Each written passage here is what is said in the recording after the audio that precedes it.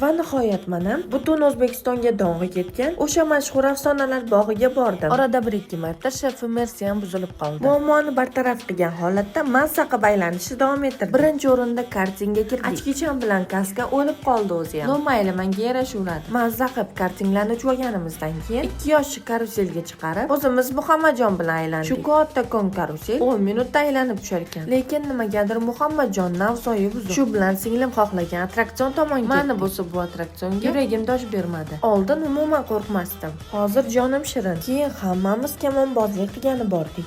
Tog'am bilan kenayam kamon uchirlarga juda ham usta. Menam kenayamga bir maqtanib, hozir yoraman degandim. Zo'r otganimdan kamon nishonga yetib ham bormadi. Xullas kalom mazza qilib dam oldik. Birpasda yarim kechasi bo'lib qolganini ham bilmabmiz. Ovqatlanadigan joylarni ham hammasi yopilib o'tdi. Oxiri bittasini topdik-da. Ovqatlanib Qo'qon tomon yo'lga chiqdik. Obuna bo'lishni unutmang, bundan qiziqlari hali oldinda.